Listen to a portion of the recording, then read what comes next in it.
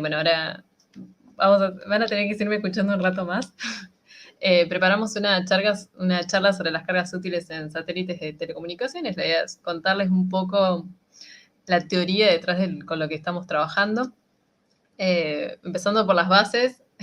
Primero, ¿qué es un satélite? No estoy hablando de un satélite como la Luna, un satélite natural, sino un satélite como el que estamos viendo que es artificial. Esta es la definición específica de la RAE, que la define como un vehículo espacial, tripulado o no, que se coloca en órbita alrededor de la Tierra o de otro astro y que lleva aparatos apropiados para recoger información y transmitirla. Entonces, hablando después de qué era un satélite, ahora que está claro el concepto, vamos a contar un poco de las partes de un satélite. Principalmente se dividen en dos, que es la plataforma y la carga útil. La plataforma es todo aquello que requiere un satélite para funcionar, para estar en órbita y para que la carga útil funcione. Básicamente es el sistema de potencia, como los paneles solares y las baterías, el housing, que es toda la carcasa exterior que le da estructura y además protege al satélite del ambiente hostil en el que se encuentra. También está la computadora a bordo para que lo que es todos los comandos y manejos de datos y también para lo que es guiado y navegación. Y ubicar guiado y navegación es su sistema que se encarga de ponerlo en su posición final y para ir orientando también el satélite de acuerdo a su conveniencia, ya sea para, por ejemplo, las antenas, para orientarlas en donde uno desea. Y por último está el control térmico debido a las grandes temperaturas extremas que tiene el ambiente espacial. Entonces, esos serían más o menos a grandes rasgos las partes de la plataforma, y por otro lado está la carga útil, que es en lo que nosotros le vamos a cortar. La carga útil es todo aquello que le da una misión al satélite. Como habíamos contado, está por un lado por ejemplo, los satélites AOCOM, que tienen un radar SAR como carga útil, otros satélites que tienen cámaras, y nosotros vamos a contarles de otro tipo de carga útil que son para los satélites de telecomunicaciones. Existen distintas órbitas. La órbita LEO, que es la primera, se encuentra aproximadamente entre 600 y 2000 kilómetros del planeta Tierra. Es la que se usa prioritariamente para lo que son las misiones de observación. En los sistemas de telecomunicaciones también se utilizan, y destaqué algunas de las constelaciones más conocidas como la Globe-Star o la Iridium, y por ahí una de las más importantes que se está instalando ahora es la de SpaceX para Internet satelital. Luego se encuentra la órbita MEO, que está entre 10.000 y 20.000 kilómetros del planeta Tierra. En la órbita MEO están instaladas las constelaciones de los sistemas de posicionamiento global, como es GPS. También está GLONASS y Galileo, y en su momento también se intentaron instalar otros sistemas de comunicaciones, pero nunca fueron implementados. Y por último está la órbita GEO, que se encuentra aproximadamente a 36.000 kilómetros de la Tierra, que es en la que nosotros trabajamos, y en donde se encuentran casi todos los sistemas actuales de telecomunicaciones.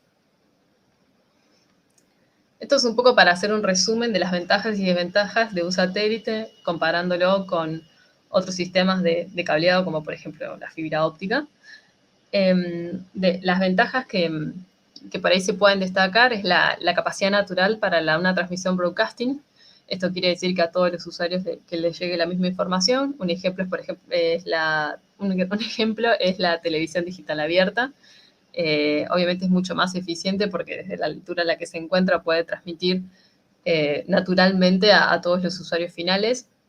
Lo mismo ocurre con la naturaleza inalámbrica útil que tiene naturalmente. Es otra de las grandes ventajas que tiene para todos los sistemas móviles. La instalación rápida, y con instalación rápida uno no cuenta desde el tiempo en el que se tarda la fabricación del satélite, sino directamente desde que se tiene el satélite hasta que se pone en funcionamiento. Generalmente en un satélite de propulsión convencional son unas pocas semanas, y bueno, en el caso del ARSAT SG-1, para ponernos de ejemplo, que es con propulsión eléctrica, tarda aproximadamente 6 meses. Pero si lo comparamos, por ejemplo, con un tendido de fibra en todo el país, este tiempo es una instalación mucho más rápida. Y por último, es que se evita el terreno accidentado. Por ejemplo, si tenemos una comunicación entre dos antenas que se encuentran en la Tierra y hay una montaña en el medio, eso genera un problema que, bueno, con los satélites se puede evitar. Pero así todo tiene desventajas, como dijimos que se encuentra a 36.000 kilómetros, tiene retardo, tiene un gran retardo y también hay pérdidas relacionadas también por la trayectoria, eh, por espacio libre. El ancho de banda es limitado, primero por una cuestión de potencia, ya que no se tiene potencia infinita, y por otro lado, también por las disposiciones que impone la ITU, la I2R, creo, o la I2C. Eh, también hay cuestiones de interferencia y por último, como es bastante obvio, no se pueden ni reparar ni mantener. Sin embargo, se implementan lo que son redundancias para salvar las misiones en caso de que haya alguna rotura de algún equipamiento, pero bueno, puede pasar de que fallen varios equipos y que lamentablemente la misión termine en aquel momento. Así que bueno, ahora te cedo la palabra. Bueno, sigo yo. Antes de ir a esta filmina de terminología, agrego alguna cosita de órbitas, para que se entienda. La órbita Geo es una órbita única, digamos, y la hace especialmente útil para los sistemas de comunicaciones. ¿Por qué? Bueno, ahí en el gráfico se ve, más o menos, pero Más o menos. básicamente la velocidad a la que orbitan los satélites, la Tierra depende de la altura, ¿no? A la que se encuentre de la superficie de la Tierra. Porque, bueno, si giraran más lento, terminarían precipitándose a la Tierra, y si giraran más rápido, terminarían saliendo, darían como una espiral y se saldrían de la órbita. Si uno quiere mantenerlo orbitando a una altura determinada, necesitan una velocidad definida. Los satélites LEO giran mucho más rápido que un GEO. Eso hace que uno tenga poco tiempo de velocidad, de visibilidad del satélite, ¿sí? Un satélite LEO típicamente lo vemos pasar por sobre nosotros durante 10-15 minutos, depende de la altura de la órbita, ¿no? Eso hace muy complejo los sistemas de comunicación, porque, bueno, básicamente se resuelve haciendo un montón de satélites LEO, que cuando termine de pasar uno, pase otro inmediatamente y continúe el link, digamos, ¿no? Bueno, a medida que vamos a órbitas más altas, llegamos a la órbita GEO, que tiene 36.000 kilómetros, que tiene la característica de que un satélite en esa órbita, a esa altura, y en una órbita que esté sobre el plano ecuatorial, lo que hace es girar exactamente la misma velocidad que gira la Tierra, que rota. Así que, entonces, ¿qué conseguimos con eso? Es que una persona parada en cualquier punto de la superficie de la Tierra ve ese satélite como si estuviera fijo en el cielo, ¿no? Es como tener una antena muy alta, básicamente. Entonces, por eso es que es tan única y a la vez codiciada, ¿no? La ITU también regula a quién asigna la posición orbital sobre esa órbita para poder ofrecer servicios de comunicaciones. Nada, para aclarar un poquito más, ahí se ven los cinturones de Van Allen, o sea, Sí, en el los medio hay pasé, como, pero en el que medio hay están en como la un órbita medio. hueco, claro, en el medio hay como un hueco donde se ve que no hay muchos satélites. Bueno, ahí están los cinturones de Van Allen, que son zonas donde el campo magnético terrestre es muy fuerte y atrapa muchas partículas de alta energía que son perjudiciales, digamos, para terminarían dañando muy rápidamente los sistemas electrónicos. Así que ahí en general casi que no hay satélites de ningún tipo, ni de comunicaciones ni de otros, salvo alguno que se dedique a explorar cómo funcionan los cinturones de Van Allen, que interese esto. Y nada, y hay un tipo más de órbita que son las High Elliptical Órbitas, pero bueno, esas son... Para ir Tienen a muy suelen poca... utilizar los países que se encuentran más cerca de los polos, como Islandia, sí, más, Noruega, y todos esos países suelen utilizar esas órbitas por la sí, cobertura que tienen. sí, básicamente lo que sucede con las órbitas GEO, que todo lo que dije es válido, pero no tienen buena cobertura en los polos, ¿no? Porque en los polos prácticamente no ven a un satélite que está en el horizonte sobre el Ecuador, lo ven con un ángulo de elevación muy baja y eso, bueno, dificulta mucho una transmisión. Entonces los países, principalmente Rusia fue el que lo desarrolló, hicieron tienen mucho territorio cerca del polo norte, entonces hicieron una órbita elíptica. Que tiene alguna ventaja que con 3 satélites en esas órbitas pueden dar cobertura las 24 horas a esas tierras altas, ¿no? Nada, eso como alguna cosita adicional. Así que si querés pasar, sí. Bueno, un poco de terminología, espero no aburrirlos demasiado. No sé, no creo que lo logre. La idea es ver con un poco más de detalle cómo funciona una carga, o qué hace una carga útil de un satélite de comunicaciones de estos geoestacionarios, como son el ARSAT-1, el ARSAT-2, que están ahí funcionando, el ARSAT-SG-1 que estamos ahora desarrollando y trabajando en eso. Así que para poder entender, yo no sé muy bien la gente que escucha qué formación tiene, está muy ligado a RF lo que voy a hablar, así que, bueno, si tienen dudas pueden preguntar. Si una pregunta probablemente sea difícil responder, pero bueno, es a alto nivel, ¿no? Así que bueno, aquí hay alguna terminología que usamos mucho nosotros. Una es transponder, que bueno, es la unidad básica de la carga útil, ¿sí? Es un transponder es un conjunto de unidades que hacen que son el soporte físico a un canal de comunicaciones, ¿sí? El LNA, un receptor, LNA, un down converter, el amplificador, todo eso es lo que forma un... Receptor, amplificación y transmisión, claro. Claro, eso es un transponder. Canal también, bueno, canal por ahí es un concepto más familiar, es un canal, es una banda de frecuencia que se utiliza para un determinado uso. Después acá una terminología más técnica, TWTA, es Traveling Wave Tube Amplifier, es el amplificador de potencia en frecuencias muy altas, de varios gigahertz.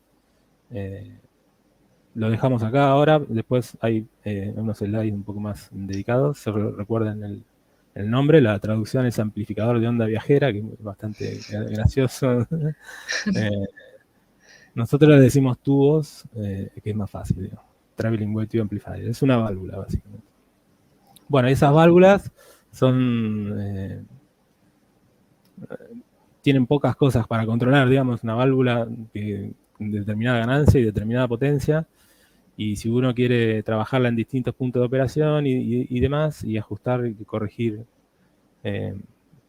ganancias, potencias de salida, qué sé yo, necesita algún elemento previo, que sería el driver de esta válvula, que normalmente se llama LCAMP, es Linear Channel Amplifier, que básicamente es un preamplificador, que además tiene posibilidad de controlar la ganancia, tiene una ganancia variable, esto es lo que te permite ajustar el punto de funcionamiento.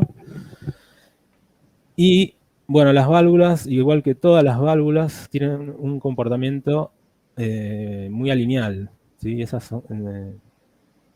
La ganancia varía, digamos, en función de la frecuencia, y eso no nos gusta, nos genera efectos indeseados, se distorsionan las señales, las señales son digitales, se distorsionan las constelaciones y demás, así que nosotros tratamos de linealizarlo un poco, así que también esa L que del principio es el linearized, viene por una función de predistorsión que hace este driver de la señal que va a ser amplificada, justamente para compensar la no linealidad del tubo, del TWTA. Capaz estaría bueno contar, antes de continuar, que en la industria aeroespacial todos los componentes que se utiliza no es lo último que uno pensaría, lo último que sale en la tecnología, sino son cosas que realmente estén muy testeadas y que si tienen heritage, es decir, que ya se han volado en otras misiones, es aún mejor. Entonces, por ahí existen otros tipos de amplificadores, como por ejemplo los SCPA, que son más modernos, bueno, que tiene otras características, pero es muy importante el heritage en nuestro caso, entonces, y que hayan tenido experiencia y no hace falta que sea lo último en la tendencia en la tecnología, entonces por eso es muy importante por ahí para tenerlo en cuenta, sobre todo en los tubos, ¿sabes? Así que era eso nomás. Sí, bueno, eso en general, es la tecnología sí, en general, que se usa es muy probada, tiene que ser a prueba de bombas, básicamente, porque lo que sucede con los satélites es que no se pueden ir a arreglar, ¿no? Algo en tierra tendría la posibilidad de ir a cambiar algo si se quema o si no funciona como debería.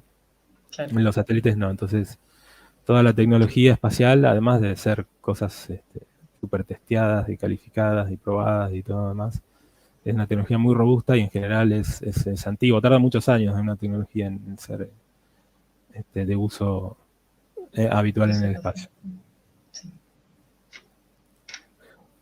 Bueno, no sé si hay preguntas y quieren interrumpir o se las guardan para el final. Para mí es lo mismo. Yo, si no preguntan, sigo adelante. Si no me interrumpen, sigo adelante. Entonces, funciones del payload. Payload es carga útil, satélite geoestacionario de comunicaciones. Nos apuntamos de todos los tipos de satélites que explicábamos y órbitas, nos quedamos solamente con eso, ¿sí? Geoestacionario y de comunicaciones. Entonces, ¿para qué quiero yo tener un satélite? ¿O qué hace un satélite geoestacionario de comunicaciones? Bueno, básicamente lo que hace es repetir una señal. ¿Sí? Como le expliqué, es como tener una antena muy alta. Entonces, si yo le transmito algo, el tipo la puede amplificar y retransmitir hacia una área de cobertura increíblemente grande como un continente. Digamos. Esa es la función que con otro sistema, digamos, una antena sobre la superficie no se podría usar. Y la otra forma de cubrir un continente, bueno, es a través de redes de fibra o de la tecnología que sea. Pero bueno, eso requiere un despliegue de infraestructura infinito. Así que bueno, con un satélite en órbita yo instantáneamente tengo cobertura en un área muy extremadamente extensa, ¿no? Así que las funciones del payload es colectar las portadoras de una determinada zona de la Tierra, o sea, recibirlas, hay un receptor, las amplifica, hay una conversión en frecuencia, evidentemente tengo que hacer una conversión porque si no me interferiría a mí mismo, y la vuelvo a transmitir a la Tierra, ¿sí? Esa es una... básicamente, digamos, es la función. Un ejemplo práctico, un partido de fútbol en directo, como ahora que está jugando, no sé quién juega, es una señal que se genera en la Tierra, se transmite hacia un satélite y el satélite hace broadcast, por ejemplo, a un continente y la ve todo un continente. O sea, en cualquier lado pone una antenita. No, la analogía que una vez me explicaste que es como un espejo también gigante que se tiene, que le lleva una señal y la rebota, o sea, la amplifica, la rebota y la vuelve a enviar para que todos la tengan. La analogía del espejo es buena, para que se entienda. Sí, y era una lupa en realidad, pero bueno. Bueno, lupa. Estamos ahí. Bueno. Dale, pasar a la siguiente si querés. Así que bueno, lo que vamos a ver un poco en detalle, qué tiene una carga útil. Este es un diagrama en bloques, muy simplificado. La idea es, de nuevo, es que sea alto nivel. Estos son los componentes mínimos que tendría. Y fíjense que el título es esquema Bend Pipe. Bend Pipe, la traducción literal sería como tubería doblada. Es como una tubería, básicamente, porque por lo que les explicaba, básicamente lo que hace es como si fuera un caño, que uno pone agua de una punta y sale de la otra. Esto es más o menos lo mismo. La idea es que este tipo de satélites son completamente transparentes. Digamos, no hacen ningún procesamiento de la señal que se recibe. No saben si es televisión, radio, digital, analógico. Es un ancho de banda analógico de entrada. Eso lo recibe, lo convierte en frecuencia, lo amplifica y lo transmite a la salida sin importar lo que hay en el medio. Eso también lo llamamos transparentes. Y eso tiene algún sentido, o tiene una ventaja, ¿no? No dijimos acá, pero los satélites geoestacionarios tienen una vida útil, o se diseñan para una vida útil de 15 años. Si uno hiciera un satélite con procesamiento a bordo, estaría ligado probablemente a un protocolo o lo que sea, que haya que, no sé, demodular, corregir errores y amplificar, eso se podría hacer. Pero bueno, uno quedaría atado a esa tecnología, ¿no? Y en 15 años más 4 o 5 que lleva a construir el satélite son como 20 años. Y en 20 años pasan muchas cosas. Podría quedar obsoleto, digamos, el satélite. Así que tiene mucho sentido que sea un esquema transparente, ¿no? Es independiente de la tecnología. O sea, si bien podría tener alguna ventaja, si yo puedo regenerar arriba y corregir errores y qué sé yo, podría aumentar throughput, por ejemplo, o usar menos potencia, lo que fuera. Pero bueno, en general se valora mucho la independencia tecnológica, ¿no? Sobre todo conociendo cómo evoluciona la tecnología de los últimos 50 años para esta parte. Así que bueno, el diagrama en bloque rápidamente, que hay una antena receptora a donde le llega la señal, ahí dice signal input, tiene una forma de una parábola, porque normalmente es así, es una parábola. Eso de ahí pasa a un filtrado no muy estricto, se trata de limpiar, digamos, un poco el espectro, porque el siguiente componente es un LNA. El LNA es un amplificador de bajo ruido, son componentes generalmente de muy ancho de banda, entonces uno no quiere que una señal que esté apenas fuera del espectro me pueda, o de mi espectro útil, me pueda dañar el LNA o lo pueda hacer trabajar en un punto de operación donde yo no quiera. Entonces todo ese tipo de interferencias lo elimino con el filtro que creo que dice Preselected filter. Es el filtro de input filter. preselección, nosotros lo llamamos input filter, bueno, no, es un poco. El LNA, de nuevo, si alguien de acá sabe de RF, sabe que tiene que estar pegado a la antena, lo más cerca de la antena posible.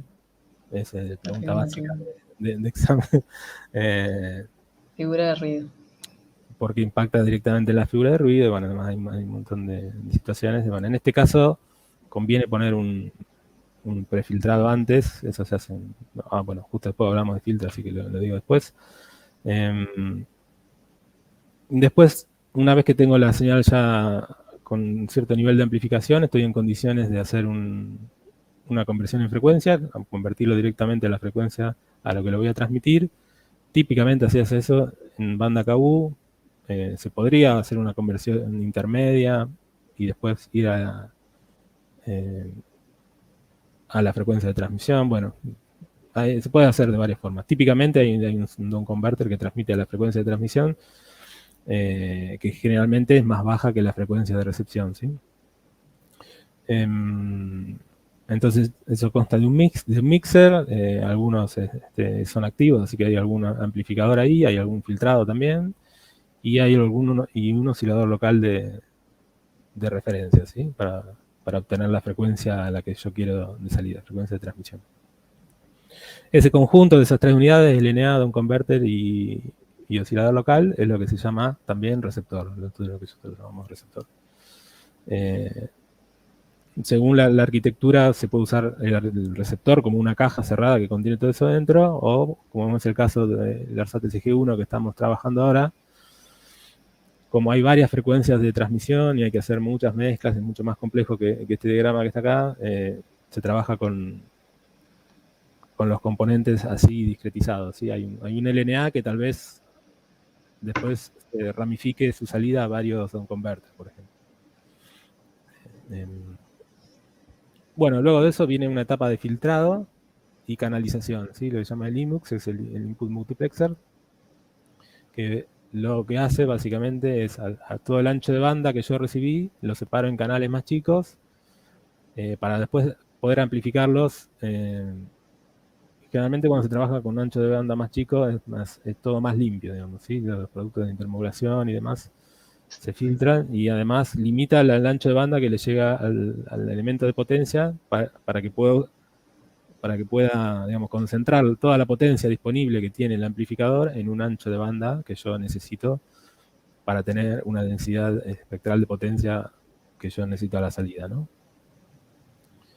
Bueno, después del IMUX viene lo que se llama el High Power Amplifier Subsystem, que es lo que le comentaba cuando hablamos recién del tubo, es el preamplificador o L-Camp con su predistorsión y el amplificador en sí, que es el TWT, y normalmente tiene asociado, ahí viene una cajita que se llama EPC, que es el Electronic Power Conditioner, porque, bueno, le dije que es una válvula, la válvula es un dispositivo antiguo, ya casi no se dan en las universidades, pero bueno, se caracterizan por trabajar con tensiones que no son normales. Particularmente estos tubos trabajan con, según la banda, con 5.000 volts, 7.000 volts, en ese orden, así que uno necesita convertir la frecuencia, la tensión, digamos, del bus de alimentación del satélite, que puede ser de 48 volts de continuo, 100 volts, que es lo típico, a estos 7.000 volts. Bueno, el componente que sigue es el OMUX, o el Output Multiplexer, que lo que hace es filtrar, digamos, si bien el tubo se compensa un poco la no linealidad con el preamplificador, se sigue trabajando normalmente en la zona de saturación, que es una zona no lineal, con lo cual se generan muchos productos de intermodulación, que son señales que no nos interesa transmitir, así que tenemos que filtrar un poco, tenemos que limpiar la salida del tubo antes de enviarlo a la antena de transmisión. Así que el OMUX es un banco de filtros, uno para cada canal, digamos, y un manifold que junta todos los canales que están en diferentes frecuencias y lo manda a la antena de transmisión. ¿Sí? Ese es un poco el esquema básico de un... Esto es un transponder, ¿sí? Es lo que hablábamos antes como transponder, unidad básica de recepción-transmisión. Acá se dibuja así, ¿no? Pero la antena físicamente probablemente es la misma, sí, en general es la misma. La antena de recepción y transmisión. Hay algunos componentes que seguramente conocen, como el diplexer o qué sé yo, que se encarga de poder utilizar la misma reflector físico con la misma corneta, pero bueno, tiene diferentes puertos donde obtener la señal. Así que vamos avanzando a ver qué son estas cajitas cada una. Ahí las primeras son las antenas, como creo que ahí había comentado un poco antes. Las antenas suelen ser reflectores parabólicos. Ahí se ve en la foto de la derecha, ese es el ARSAT 2. Bueno, la que se ve bien en dorado es una antena gregoriana que está en la cara tierra. Es esa que está ahí señalando Sol. Las antenas gregorianas tienen dos reflectores, un reflector principal y un subreflector, que es lo que está ahí en la punta. Y esa otra antena que se ve ahí está plegada, en realidad está fija al panel creo que es, del satélite. Así que no se ve muy bien, pero está ahí con sus elementos de fijación plegado como se lanza, ¿no? Eso después, una vez que llega a la órbita y a la posición, se hace el despliegue de esas antenas. Entonces, además del reflector y la corneta, digamos, el Hor, que le apunta a ese reflector, que hace que eso después lo refleja hacia la Tierra. Ahí le decía que hay otros componentes. Uno es el OMT. El OMT es el Orthomode Transducer, que básicamente es algo que me permite separar en polarizaciones. Típicamente trabajan con polarizaciones lineal, o horizontal y vertical, que es lo que se ve arriba, o polarización circular, a derecha o izquierda, ¿sí? Esto lo que te da es diversidad de polarización. ¿Qué quiere decir eso? Bueno, que yo puedo usar el mismo rango de frecuencias, puedo transmitir en el mismo rango de frecuencias dos informaciones o dos cosas completamente distintas si yo las monto cada una en su polarización. ¿Sí? Eso después el OMT lo combina y lo manda todo junto a la Tierra. Después hay que recibirlo, hay que hacer la operación inversa, ¿no? Así que es como, si se quiere, como duplicar la capacidad de un ancho de banda. obteniendo esta diversidad de polarización. Y bueno, y después también está el diplexer, que es lo que básicamente es un filtro, que es lo que te permite separar transmisión y recepción, que están en diferentes frecuencias, así que en realidad ahí es un filtrado muy importante, con mucho rechazo, porque ahí hay que tener en cuenta que uno, por un lado, está recibiendo señales extremadamente débiles en una frecuencia, en un puerto de esa antena, y en el puerto inmediatamente al lado estoy transmitiéndole con toda la potencia que me entregó el TWTA, ¿no? Entonces ahí hay que, si bien están a diferentes frecuencias, saben que los componentes reales no son ideales y podría haber un acople entre un puerto y otro.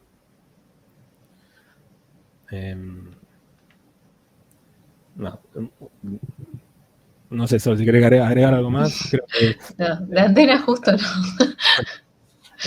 no se ve ahí, bueno, se ve eso blanco que se ve en la imagen. Sí, Yo no puedo hablar. Esa es la corneta, que tiene una forma icónica. Y el resto del OMT y los diplexers están en eso blanco que sigue después, ¿no? Ahí son cosas remecánicas. Mecanizadas, digamos. Sí, son todo guía de onda y bueno, son cavidades resonantes y ese tipo de cosas. Ahora contamos de las guías de onda. ¿Sigo? Sí, por favor. Bueno, la transmisión. Siguiendo con los componentes, vienen ahora los elementos de conexión, digamos, la línea de transmisión, el elemento con que interconexionamos todas estas unidades que mencionamos antes, que no es menor. Básicamente lo que se usan son dos tipos de línea de transmisión, que es la guía de onda y los cables coaxiales. Ahí, bueno, el criterio de cuándo usar uno o cuándo usar otro, ahí hay algunas características que pusimos. El peso por metro es mayor en el caso de la guía de onda para frecuencias menores de 10 GHz. Por ahí vale destacar en este punto que obviamente los componentes, mientras estemos a mayor frecuencia, más chiquititos son. Entonces, bueno, eso creo que es un comentario muy general que sirve no solo para esto, sino para todos los otros. Lo mismo pasa con las guías de ondas. Cuando estamos a frecuencias más bajas, son más grandes. No sé si son WR50 y algo, creo. Y a frecuencias más chicas, bueno, la WR34, 51, son más chiquitos. Sí. De hecho, en banda C, que es 6 gigas, las guías de onda son enormes, son un caño gigante, ¿no? Eso van cambiando.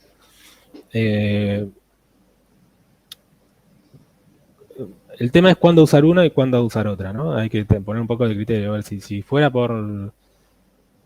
O sea, las guías de onda son horribles trabajar con guías de onda, porque es una pieza mecánica grandota, pesada, y además hay que, digamos, no hay posibilidad, tenés que tener definida la ubicación de cada unidad que tenés que interconectar desde el principio prácticamente para poder hacer una guía de onda que calce ahí a la milésima de milímetro, porque no hay muy poca flexibilidad, digamos. Puede ser complicado el montaje cuando hay muchas guías de onda que se entrecruzan entre sí y demás. Cosa que el cable no tiene. El cable tiene mucho más práctico, ¿no? Un cable coaxial uno lo puede ir llevando. Si el conector de repente no está ahí y está 2 centímetros más arriba, no hay problema. Normalmente uno tiene un poco más de cable.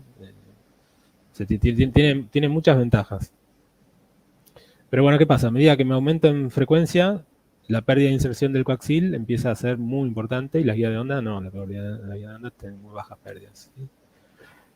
Y a medida que aumento en potencia, de nuevo, la guía de onda no tiene ningún problema, se la aguantan bien, es un caño, no pasa nada, se calientan, es así, disipa calor, se pueden deformar un poco, pero bueno, no es un problema. Los cables coaxiles ya es complicado cuando tenemos potencias de algunos cientos de vatios, los cables coaxiales empiezan a ser gigantes también, ¿no? Y bueno, eso se vuelve rígido y ya pierdo toda la plasticidad que tenía antes y demás. Así que, como regla general, es lo que está escrito ahí abajo, cuando conviene usar uno u otro. el coaxial se usa para frecuencias más bajas y con menor potencia, y las guías de onda para alta frecuencia o alta potencia, ¿sí? Esa es una regla general, no tiene por qué ser exactamente así.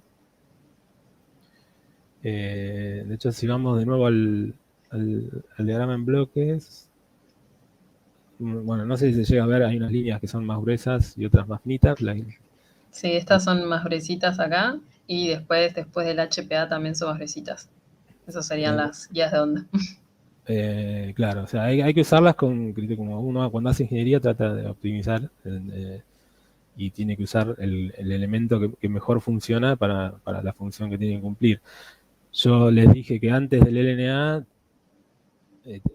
bueno, tiene que haber la menor cantidad de pérdidas posibles, porque eso impacta en la figura de ruido y demás. Entonces, ahí, si bien no hay potencia, la potencia es muy baja, es la potencia de recepción, la frecuencia es alta, pero si usaría un coaxil tendría unas pérdidas de inserción enormes, de varios dB, que no me sirven, me rompe la figura de ruido, así que ahí se usan guías de onda, ¿sí? Hasta antes del LNA.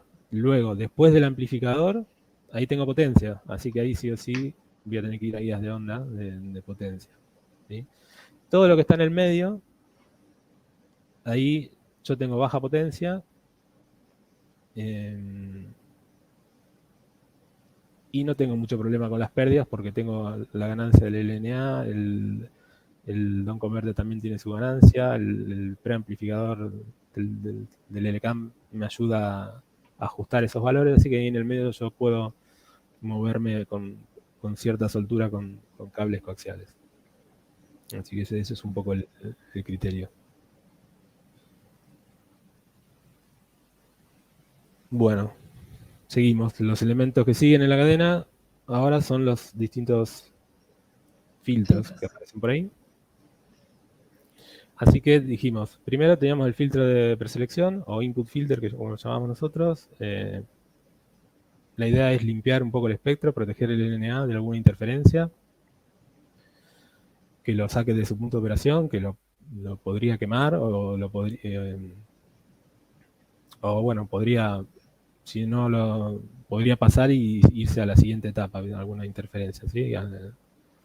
Entonces, ese filtro, si bien me molesta, porque en realidad ese filtro antes del LNA me incrementa un poco la figura de ruido, es necesario ponerlo y se implementa. O sea, los filtros hay de diferentes tecnologías, diferentes implementaciones y diferentes respuestas, ¿no? Y uno tiene de nuevo elegir la óptima. Así que acá en este caso no es prioridad que sea un filtro muy estricto, ¿sí? En un canal, sino la prioridad es que tenga muy baja pérdida de inserción. Así que estos filtros se implementan en filtros de guía de onda, son bastante simples, no tienen cero de transmisión y esas cosas, justamente por eso, para mantener muy baja la pérdida de inserción. Luego viene el IMUX. Esto está para una arquitectura bend pipe waving, ¿no? En HTA es un poco distinto, si bien el concepto de la cadena es la misma, se complica un poco acá cómo se combinan y separan las señales, pero el concepto es el mismo. El IMUX es un filtro que dijimos que servían para canalizar, para formar canales, así que son filtros pasabanda, evidentemente. La idea es que sean bastante estrictos, digamos, que el roll-off sea, que tenga una buena pendiente, digamos.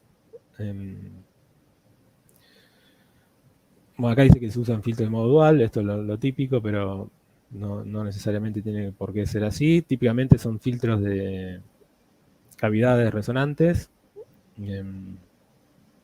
Son cavidades cilíndricas normalmente. Bueno, eso depende ya de la aplicación, de la tecnología y demás.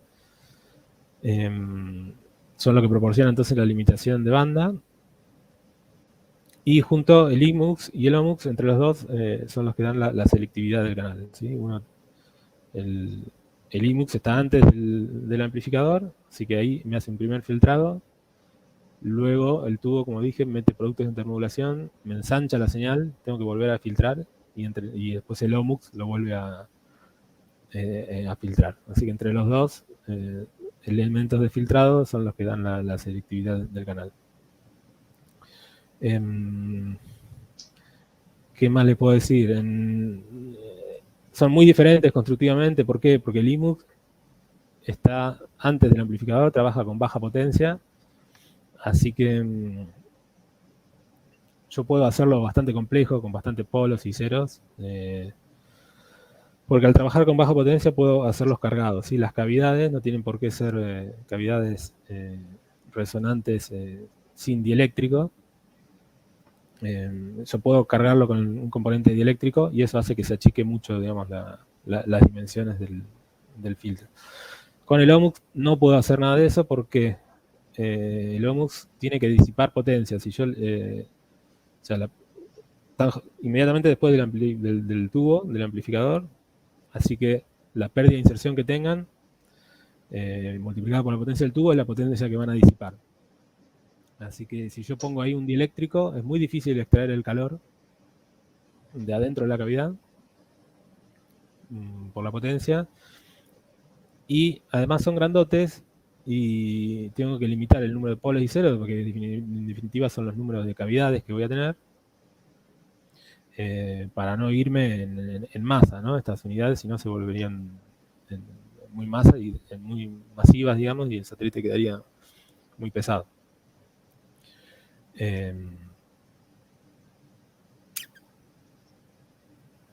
Bueno, poco más para decirle cada cosa de esto es un mundo, así que la idea era Sí, le den un resumencito para que sepan un poco de qué está formada una cadena de RF que usamos. Pero sí, pero como se ve es un aparato mecánico de nuevo, porque uno lo ve y son guías de onda, cavidades grandotes, parece un múltiple Torino, por ejemplo, pero no, no están así, pero son cosas grandotas así son fierros, ¿no? Nosotros decimos que son, sí. es fierrería. ¿Sigo? Sí, Recepción. Bueno, el receptor, acá tenemos a Sol, que es la experta ahora en estas unidades.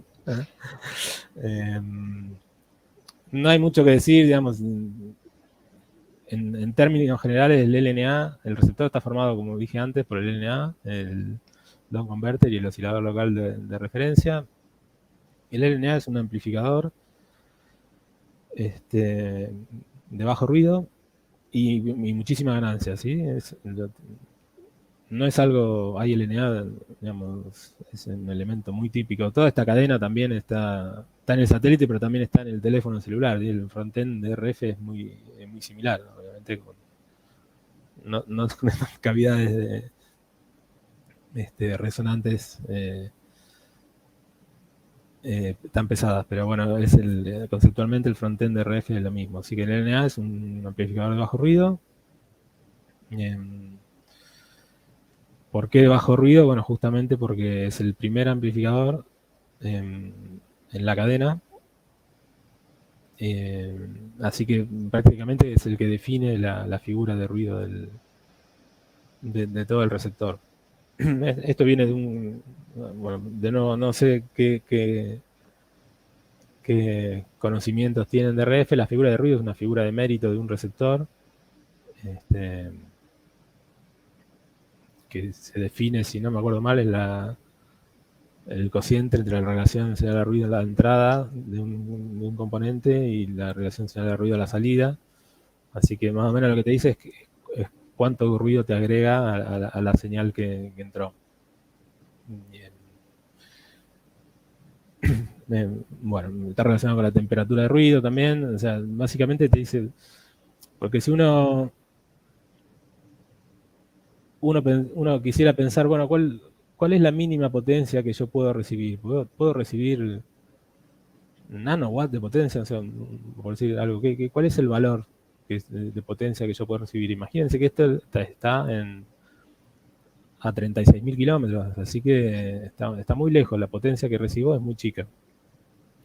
Y bueno, yo para poder recibir esa señal y recuperarla, va a tener que estar por encima del piso de ruido, ¿no? Si no, si me queda por debajo del ruido, yo no lo voy a poder recibir. Así que ese piso de ruido, en definitiva, está relacionado con la figura de ruido del receptor y demás. Estoy tratando de usar, no irme demasiado técnico, pero bueno.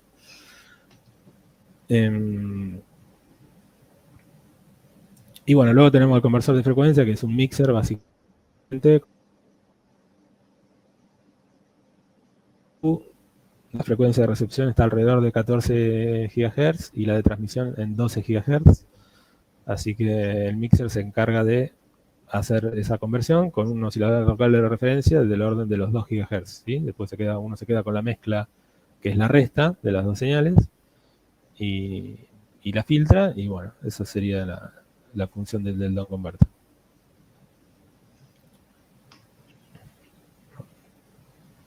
Bueno, nada, en la imagen de arriba es un RNA y el de abajo es un down converter, como dice la imagen, para que vean los tamaños son sumamente, mucho más chiquito que todo lo anterior que veníamos viendo. Así que bueno, esto más o menos en banda KU, banda K. Sí, y es todo carcasa, básicamente. Si uno ve, es un MMIC que en definitiva tiene milímetros, digamos, el componente en sí, ¿no? Bueno, potencia. Bueno, potencia del último.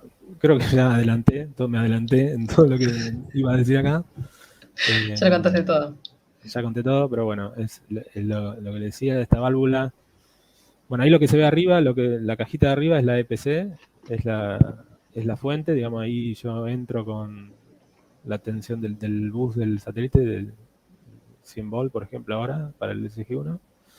Y eso se encarga de generar los 7000 volts que necesita esta válvula, el tubo, para amplificar. Y bueno, algunas tensiones secundarias para el LCAMP y demás. Bueno, ahí que leo en realidad, primero empiezo hablando en términos genéricos como HPA, como High Power Amplifier, y después hace una distinción entre los TWTA y los de estado sólido, eso que ya lo comentaste vos, Sol, antes. De nuevo, el estado sólido si bien ha evolucionado en los últimos, o sea, va evolucionando con el tiempo, ¿no? Antes más de banda S, o sea, más de 2 gigas no funcionaban bien los transistores de potencia, no se usaban. Eso fue evolucionando mucho. Hoy yo creo que hay hasta banda X tranquilamente, transistores de potencia, hasta 10 gigas, 11 gigas. No sé bien. En radares, por ejemplo, sí se usan los SCPA y andan en esas frecuencias. Hay radares de banda X. Por eso, hasta ahí sé que hay. Pero bueno, los radares no están espacializados, digamos. No están espacializados. Pero bueno, por ejemplo, para poner una comparativa, en radares se usa más los SCPA. Claro, sí, también se usan TWTA. Esto hay tubos, válvulas de aplicaciones terrestres. Pero bueno, todavía a partir de 10 gigas, no queda otra que usar una de estas válvulas, básicamente. No hay otro componente que trabaje esa frecuencia y entregue las potencias que necesitamos, ¿no? Las potencias es alrededor de entre 100 y 150 watts, es la potencia que pueden entregar estas unidades.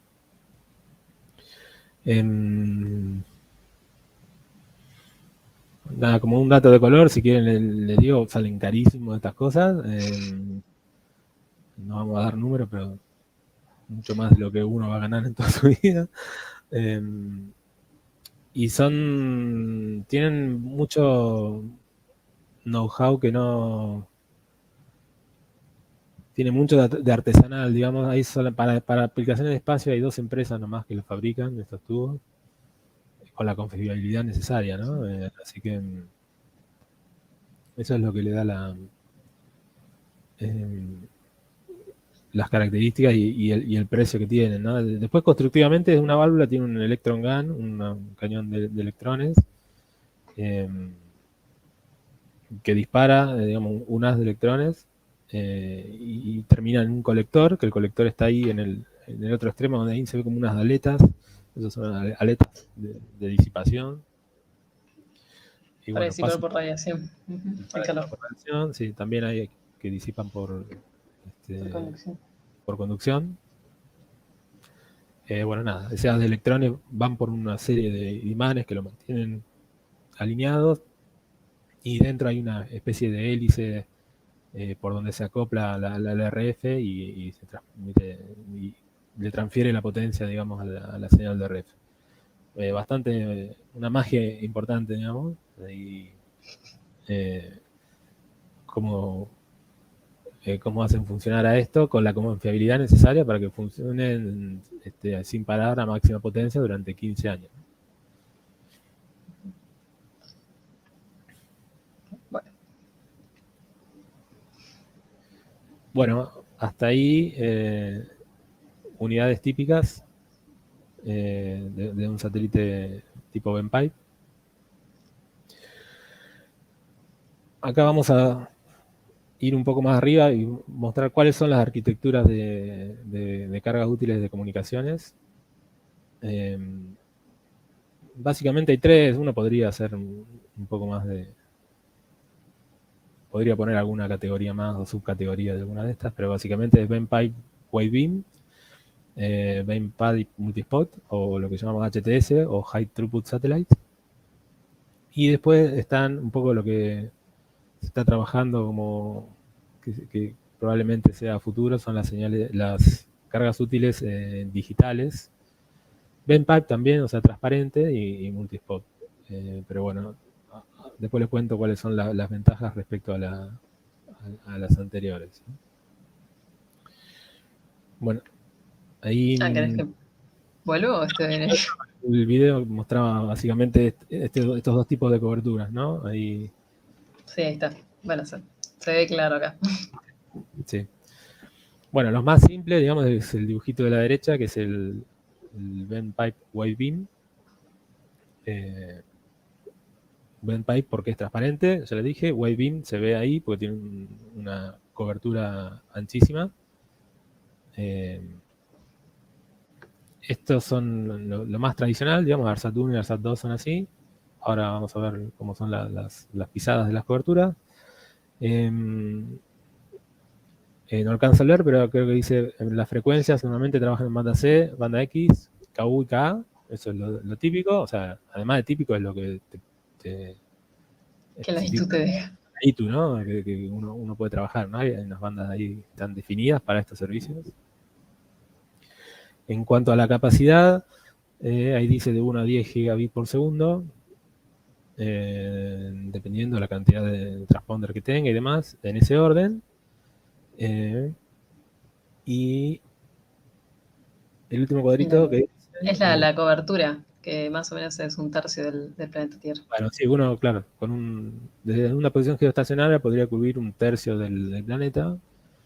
No es lo típico, típicamente uno quiere cubrir un área, como estos son asignados a países, quiere cubrir o su país, o su zona, o a un continente, digamos, donde uno quiere vender un servicio o lo que sea, ¿sí? Y bueno, y lo que decía, este tipo de satélites es el típico para usar en aplicaciones de broadcast, ¿sí? Punto, multipunto sería. En algún lugar se genera una señal que uno quiere transmitir en un telepuerto, esa señal se transmite al satélite y el satélite la retransmite o la repite hacia toda el área de cobertura que tenga. ¿Sí? Eso son los Wavebeam. Por otro lado, aparecen los HTS. Esto, High Throughput Satellite, ¿no? ¿Esto por qué? Bueno, uno siempre quiere aumentar la capacidad, ¿no? El bitrate. ¿Sí? Si antes iban de 1 a 10 gigas, uno siempre ahora piensa en transmitir datos, no solo una señal de televisión digital, por ejemplo, quiere transmitir datos genéricamente, y bueno, quiere transmitir a la mayor tasa posible. Para hacer eso uno tendría que aumentar la potencia, básicamente, para mejorar la relación señal a ruido con la que yo recibo, y eso me permitiría ir a a una constelación digital más compleja o demás. El problema es que uno en el espacio tiene limitada la potencia por estos, por un lado por la potencia que yo puedo generar, ¿sí? La potencia que se genera, que usan estos amplificadores en el satélite, viene de los paneles solares y se acumula en baterías para cuando no hay, en caso de algún eclipse o demás. Pero bueno, si yo quisiera, podría poner más TWTAs, pero necesitaría generar más energía y implicaría hacer paneles solares más grandes. Bueno, la solución a eso es hacer antenas más directivas, ¿sí? En lugar de wide beam, hacer antenas con menor área de cobertura. Eso hace que la antena tenga bastante más ganancia, o sea, es como concentrar, digamos, la potencia que estaba antes, repartida en un área muy grande, en un área más chiquita. Pero, obviamente, bueno, el área es más chiquita, entonces lo que tengo que hacer es poner beams al lado. Para cubrir la misma cobertura voy a necesitar una antena que sea multi-beam, ¿sí? Que tenga varios beams. Y evidentemente tengo que hacer algo, no puedo transmitir en cada beam en la misma frecuencia, porque se interferirían todo uno con otro, así que lo que hay que hacer es un esquema de reuso de frecuencias y también con la polarización ahí entre medio, uno puede hacer que, bueno, formar beams, que los beams que usan la misma frecuencia y polarización estén lo suficientemente alejados geográficamente para que no se interfieran entre sí. Voy a poner acá estos 3 celestitos, por ejemplo, estarían ahí a la misma frecuencia, pero geográficamente no se interfieren, entonces se puede utilizar la misma frecuencia. Es un concepto que viene de telefonía celular, digamos, bueno, o viene de antes, digamos, pero por ahí la aplicación más común es en telefonía celular. Así que bueno, esto es más o menos lo que se usa ahora. Con esto se llega a, no sé, 100 gigabits por segundo, típicamente, un satélite. Ahora el ARSAT SG-1 creo que es 70 gigabits por segundo. Así que cuando uno tiene esto ya no piensa mucho en broadcast, piensa más en punto a punto, ¿no? Y piensa en redes de datos, de poder transmitir datos. Con lo anterior también se podía hacer, pero a muy baja velocidad.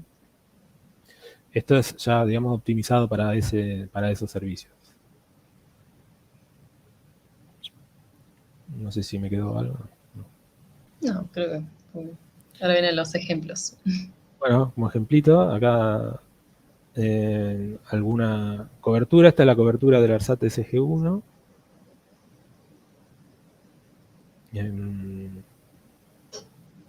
Ahí Sol puso, bueno, Sol armó la presentación, gracias Sol. Y puso muchos videos para que sea más entretenido. Sí, es un resumen un poco de, por ejemplo, de la cantidad de canales, que como para aclarar de la cadenita que vimos antes, por ejemplo, en el SG1, como ven, se replica por 32. Entonces, ARSAT 1, este es ARSAT-1, perdón, sí.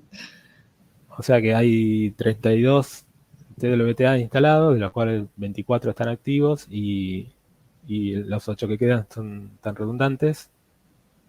Bueno, no hablamos de eso porque era medio Sí, largo. muy por arriba del tema de las redundancias.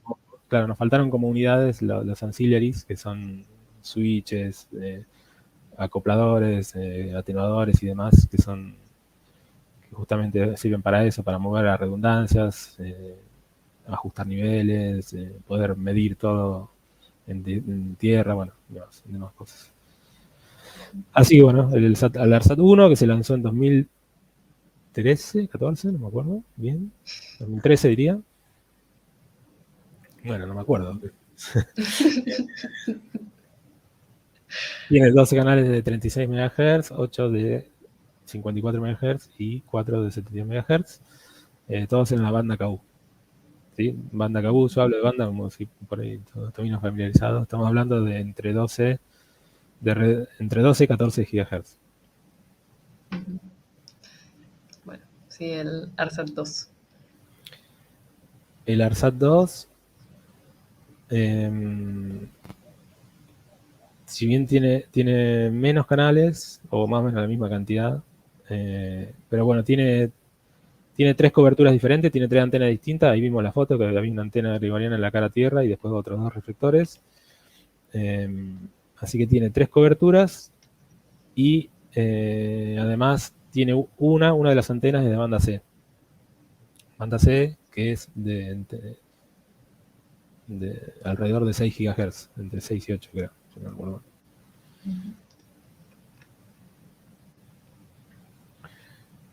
Y bueno, lo que estamos trabajando ahora es el ARSAT SG1. Ahí tienen un poco de esto, no podemos tampoco mostrar. No, puse la información oficial de la página de ARSAT. Así, ¿no? Pero bueno, como se ve, es un satélite multibeam, digamos, cubre Argentina, Chile, Bolivia, Paraguay y Uruguay, creo. Con 40 spots, que son estos que están acá, medio superpuestos. Va a tener 4 reflectores, uno para cada color de cada spot. Ahí no sé si se ven, pero hay 4 colores. En esta imagen se ven los 4 reflectores y los colores son estos que se ven un poquito en amarillo, celeste, bueno, azul, verde y violetita. Sí. Bueno, 44 tubos. Bueno, en este caso, bueno, eso no lo dije, ahí, como está pensado para datos, necesito un camino de ida y vuelta, ¿no? O sea, el broadcast, la tele yo la recibo nomás, pero yo no le transmito nada. Cuando uno piensa en datos, yo tengo que poder responder, digamos. Así que, en realidad, esa cadena está repetida hacia el otro lado, y es lo que nosotros llamamos forward, canal de forward y canal de retorno. ¿Sí? El forward es hacia el usuario, el canal de retorno desde el usuario hacia la estación terrena, que ahora se llama gateway, ya no es un telepuerto, porque es un gateway, pues es un punto de interconexión con otras redes, ¿no?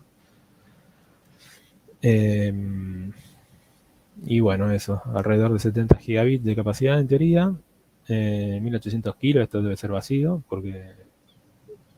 Sí, más o menos, entre 1800 y 2000, pero lo que se destaca es que son más livianos que el 1 y el 2, que rondaban los 3000 kilos. Sí, pero bueno, 3000 kilos era húmedo, digamos, con los tanques cargados. No sé si estos 1800... Pero bueno. Es lo que dice la página de ARSAT. Bueno. 15 años de vida útil y 40 ACES o BIMs.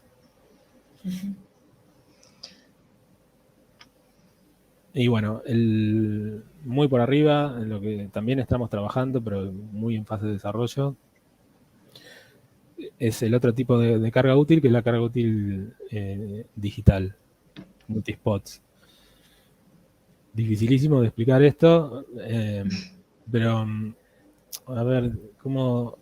La idea es ir hacia algo que sea flexible, ¿no? Porque todas estas coberturas que vimos antes son coberturas que están fijas, digamos, uno la diseña en el momento de fabricación y eso se lanza así y no hay forma de cambiarlo, digamos. Si hay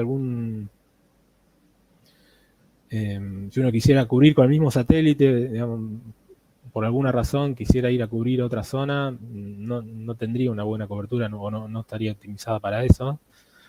En el caso de los multispot, volvé si querés una slide, por favor. Ahí, bueno, cada spot de estos 40 tiene asignado un ancho de banda para los servicios. Si uno, que bueno, se asignaron en función a algún criterio, ¿no? De algún plan de trabajo, de plan de negocio que tenga, que uno puede estimar cuántos usuarios va a haber en cada spot. Pero si uno después en vuelo se da cuenta que esa asignación no está del todo bien balanceada o pasa algo, como por ejemplo cuando apareció Vaca Muerta, ahí si ocurriera algo así, de repente ese spot se va a ver sobrecargado de tráfico porque hay un montón de información que van a querer transmitir y a lo mejor hay algún otro BIM que no tiene tanta carga. Con este satélite, una vez que esto ya está fijo, no lo puedo cambiar. Una vez que está en vuelo, no lo puedo cambiar. La idea es que yo lo pueda cambiar. Y eso es un poco lo que hace esta carga digital Beam Pipe. Si bien los spots están fijos, el ancho de banda que yo le puedo asignar a cada uno lo voy a poder cambiar porque tiene un canalizador digital, ¿sí? Una vez que yo recibo la señal y la convierto recibo todo el bloque completo y yo puedo digitalmente procesar la señal y asignar diferentes anchos de banda a diferentes spots. ¿Sí? Pero esto es, por eso se llama flexible, digamos. Tenés esa flexibilidad. Después uno podría ir pensando en mejorar esto y apuntar los haces, por ejemplo, y recambiarlos. Eso sería un poco flexibilidad extra, digamos. Pero bueno, eso es complejo. Esto ya requiere procesamiento, ya es otro nivel de complejidad. Pero bueno, en esto estamos trabajando en INVAP. No nosotros específicamente, pero hay Nosotros estamos trabajando con los HTS para poner un poco en contexto, sí. pero sí, parte del grupo está trabajando en estos flexible payloads. Así que bueno, eso era todo. Creo que eso es todo. Un despegue. Es el lanzamiento del ARSAT 2. Así que bueno, eso sería todo. No sé si tienen alguna pregunta.